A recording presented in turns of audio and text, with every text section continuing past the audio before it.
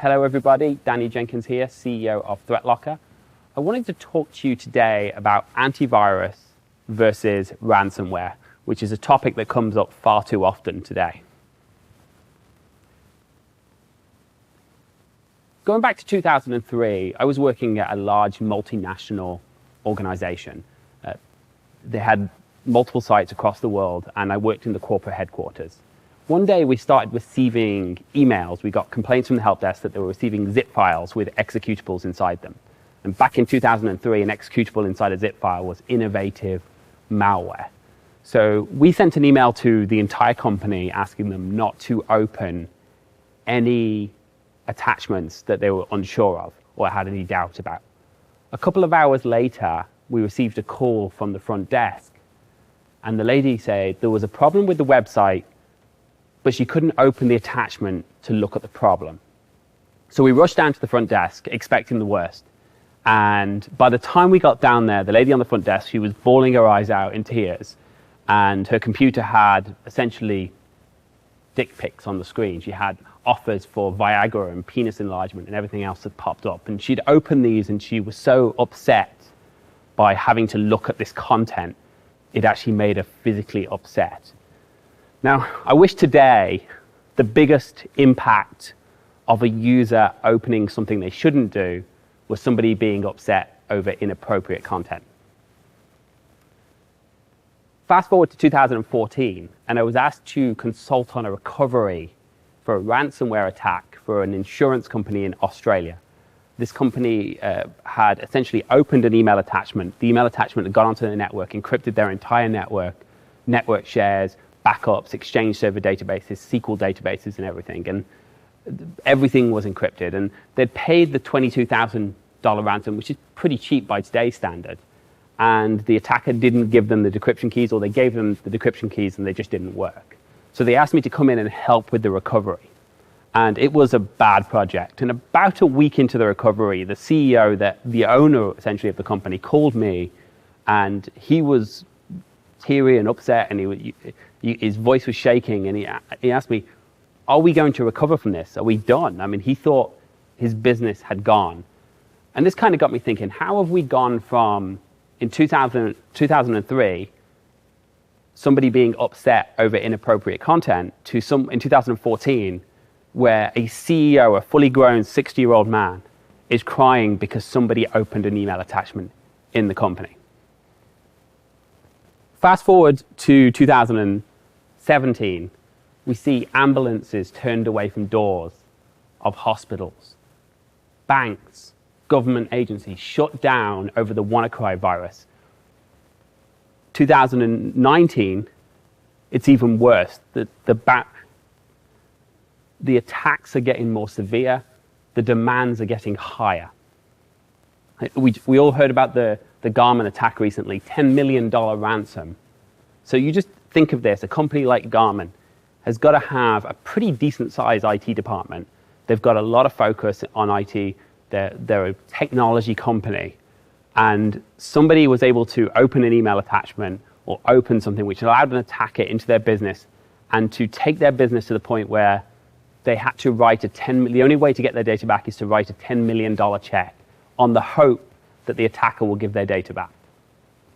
The attacks historically have been very much scatter attacks. They just throw it out there, see what hits, and hope somebody replies, someone gets infected. Now they're becoming much more like sniper-like attacks. So companies, and these aren't just big businesses, but small businesses as well, are being targeted. So they're doing a little bit of research. They're finding out who's the executive assistant to the CEO, how the relationships form in the company, who's in charge of IT. And they're targeting these companies. They're both electronically by sending email, social engineering, but also physically by literally walking into an office. And they're taking down these businesses, finding out what their insurance policies are, taking out their backups, and then demanding huge ransoms. Now, remote collaboration isn't helping. 5 months ago, 20% of the workforce worked remotely or out of the office sometime. 20% of the workforce were outside of the protected perimeter. That number is closer to 60, 70, 80% in some businesses today. which means we've now not only taken all of the risks that were there before remotely, but we've now got a whole bunch of users which really don't know how to behave outside of the office. They don't know what the new norm is. I saw somebody just 2 weeks ago trying to download Zoom from FileHippo. They didn't know how to start a Zoom meeting. They went into Google and searched something, and they clicked on a link, and it took them somewhere else, and they didn't know what was an ad in the download. And for me, that seems really strange. Like, I know what Zoom is. I'm going to click on the right link. But if you think about all these people who have never used Zoom, who have been in their offices day to day, now being asked to go home, figure out how to work in a remote environment, most of these guys aren't necessarily computer savvy. And to click on and set up remote meetings, and they don't want to be a burden because everybody's scared for their job. So they're trying to be self-dependent, but in the meantime, they're making big mistakes that are costing businesses a lot of money. And talking about Zoom, I remember back in 2001, 2002, you recall 5 minutes ago, I said that there was an executable file inside a zip file, and that was innovative malware back in 2003. Well, that's because in about 2002, Microsoft started blocking executable files being transferred by email. Well, now in 2020, where everybody's working remotely, collaboration is pretty common. Tools like Zoom, Microsoft Teams, WebEx are being used on a regular basis. We now have this new way of transferring data. And in 2002, we blocked executables being transferred by email. But today, you can see you can still transfer executables via Teams, via Zoom, and via other collaboration platforms and remote meeting platforms. And you'll see here in this demonstration that it looks like an Excel file. Now, yes, it says exe at the end of it. And yes, as a tech guy, I know not to click on that. But if I'm a normal user and I receive invoice and it's got an Excel icon, or a PowerPoint presentation that has a PowerPoint, and I'm in a Zoom session, I might not think, oh, I shouldn't click on this. This is actually an executable. It amazes me that after 7 updates in the last 3 months, Zoom hasn't managed to remove this feature where you can transfer executables from a Zoom client. Now, the demands are increasing. 2014, $20,000. That guy was really upset over paying $22,000 to get his data back and not getting it back. Garmin was $10 million demand. Last year, we saw 3 cities in Florida collectively pay over $2 million to get their data back. I mean, think about this. We've got local government paying terrorists, essentially, in remote countries in Bitcoin to get their data back because they have no other choice. And then there's only a 50% shot of actually getting your data back or completely getting your data back. Every time I see a ransomware attack, the demand is higher than the last one. Now, the reality is the way we try and defend against ransomware right now is we use antivirus. We scan for threats. We look for threats. And I was in Chicago back before the pandemic began in a conference, and there was about 120 managed security service providers, managed service providers in the room. And I asked them how many of them hadn't had a client with ransomware in the last year. You know, out of 120, 2 of them put their hand up.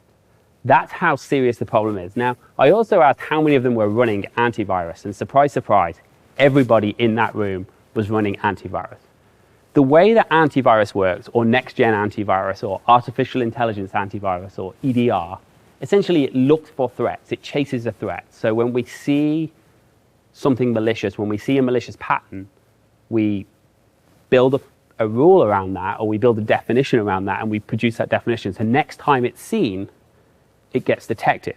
The problem is, these threats are evolving so fast, the antivirus is not able to keep up. Chasing the threat, responding to attacks, whether it's on previous companies or on your own, is not enough to protect you from ransomware today.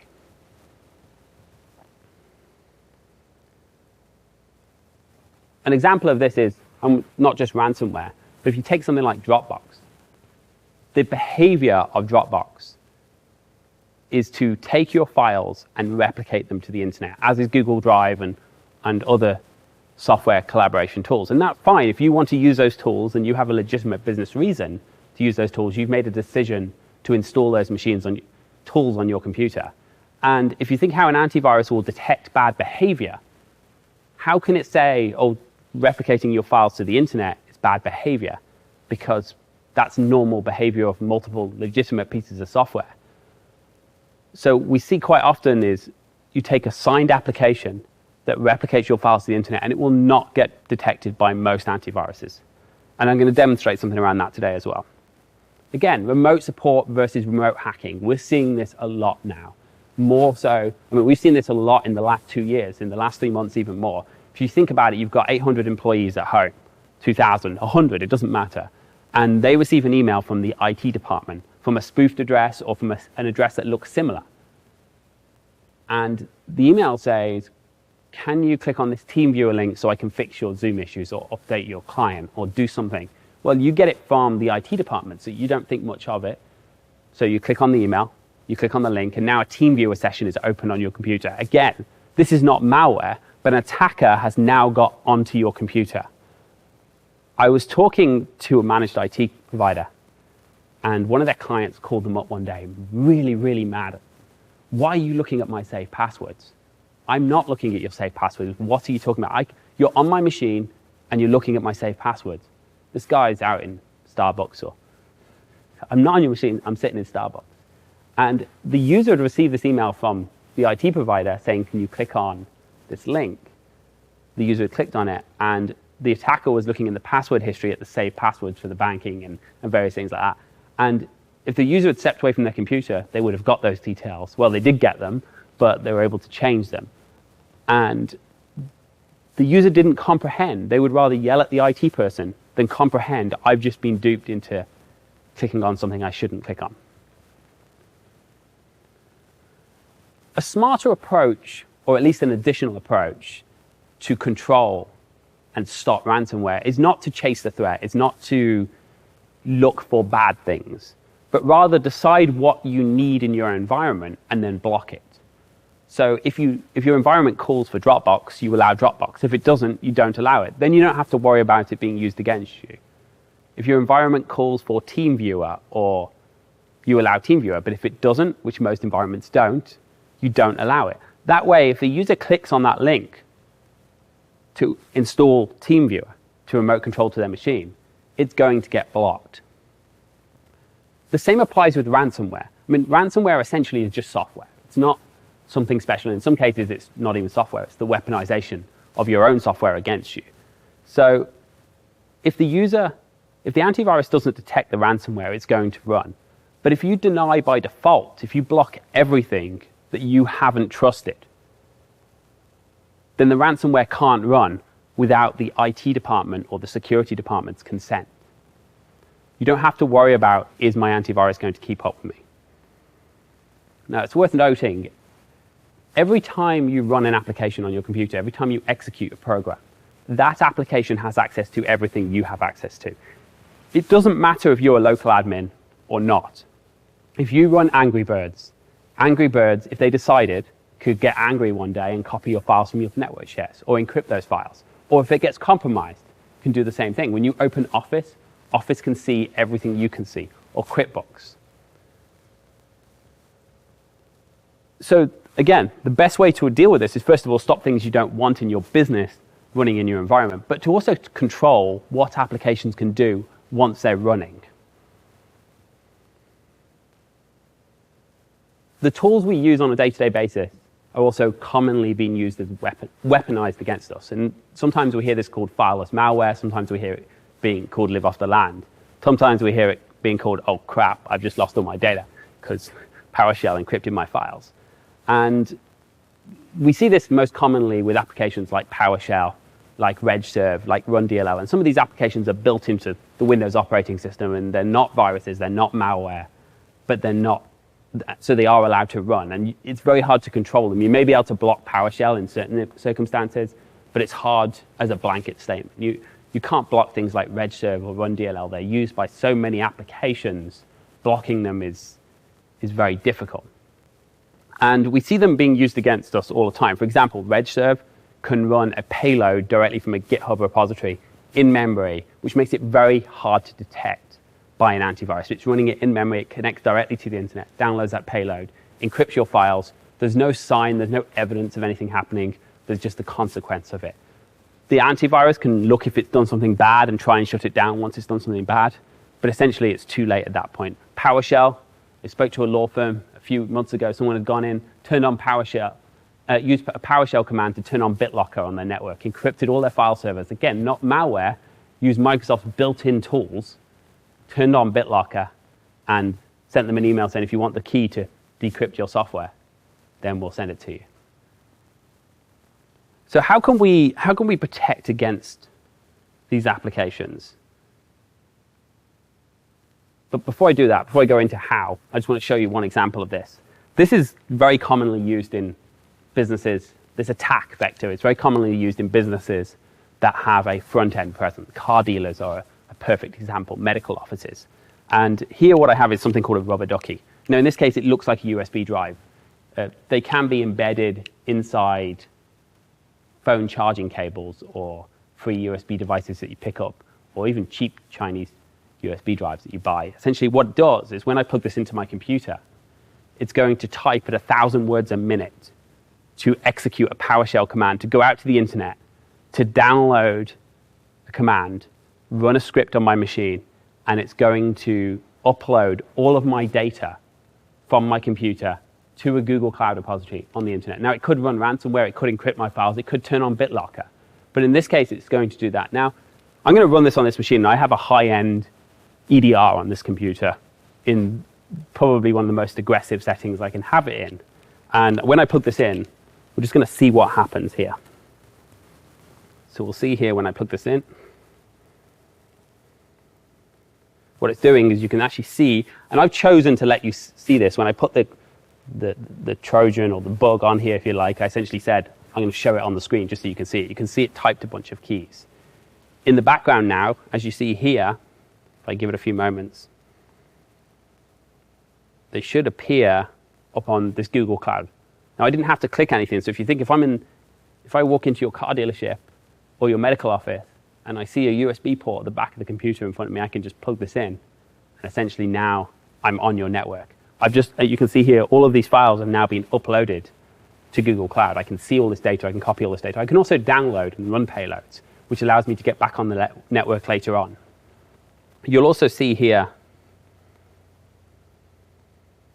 as I go through this, I have ThreatLocker on this computer, but I have it not locked down. So I have it running in a monitor observing only way. And you'll see here that all of these files, you can see them being read by PowerShell and essentially posted to the internet. And you'll also see that PowerShell went off to Google here. And you can see it connected to the Google API to talk to it and upload the data. Now, this is a bit of a gimmick in that these things, you can buy them for $50. They're very dangerous, but it's also gimmicky. It looks scary. And you might say to yourself, well, we don't have a front end. We don't have a presence where people can plug things into the USB ports. Or we have USB drives blocked down. That doesn't matter if you have USB drives blocked down, because this is not a USB drive. This is a keyboard. And as long as you allow keyboards to be plugged into your computer, this will run on your computer. But also, I don't have to do it from a Rubber Ducky.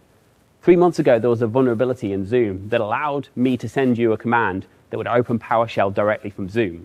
Last November, Microsoft released a patch to fix Internet Explorer that allowed an attacker, without any clicks from the user, to automatically run PowerShell commands from a website on your computer. You can do it today from a Word document, from a macro. And the user opens a Word document, enables macros, and if you sign them, they may not even prompt you to enable. And it will run a PowerShell command. I'm not running malware on your machine. I'm weaponizing the tools that you use against you, your own tools against you. Now, an easy way to stop this is we talked a lot about deny by default. Block anything that's not trusted. Of course, we can't block PowerShell. We can't block Office. We can't block Zoom. But what we can do is we can say, well, does PowerShell really need to go out to the internet? If it can't go out to the internet, it can't get instruction, it can't download payloads, and it can't upload data. And if it does need to go out to the internet, it's probably to 1 or 2 or 3 servers. So you can control exactly where it can go. That way, it can still do what it needs to. It can still talk to your payment system or anything else that you may have in there, but it doesn't need to go out to the internet in general, so it can't get that payload, it can't upload the data. So we can ring fence PowerShell and say, do not let it access the internet except this site, this site, this site. Now, that's actually very easy to do, and we can do that in an automatic learning way. The other thing we can do is stop PowerShell accessing our files, because PowerShell needs to do a lot on your system, and quite often it needs to run as an admin or runs under the system profile. But what it probably doesn't need to do is access your documents folder, your network shares, your data. Again, if it can't access your data, it can't upload it. The same applies to RunDLL or RegSVR or Angry Birds. If you want to allow Angry Birds for your staff to play that game, that's fine. Just don't let it go out to your network shares. So if it is compromised, it can't be used against you. Now, zero trust sometimes is a dirty word, and people get very, very scared of it. And the idea that you start with deny is terrifying, but it doesn't have to be hard. I've done deployments to thousands of seats at the end of a demo. We've automatically learned what's in the environment, gone back a week later, looked at what it's learned, which always ends up with, oh, I didn't realize that was running. I wanted to disable this. And from there, locked it down, disabled anything, policies that were created that we don't want, locked it down, and now your environment is locked down. So if somebody opens unknown malware, unknown ransomware, it's not going to be allowed. The ring fencing doesn't have to be complex. There are lots of out-of-the-box policies that stop things like Office calling PowerShell or Zoom calling PowerShell or PowerShell going out to the internet that can harden your environment beyond just saying what can and can't run. And the nice thing about this is we're not hoping we're going to detect the next threat. We're blocking everything regardless. And then you're putting you as a business in control of what needs to run in your environment. So if you want to allow Zoom, you allow Zoom. You can allow it at the organization level, at the user level, at the group level. It's fine. Tomorrow, we're going to be talking a little bit more about security in layers, but not just layers, in dynamic layers, because we often think about security as different layers, but there's different parts to every layer too. So, I'd encourage you, if you get the time, come back by tomorrow, watch our presentation tomorrow, and we'll talk to you more then. Thank you very much for your time.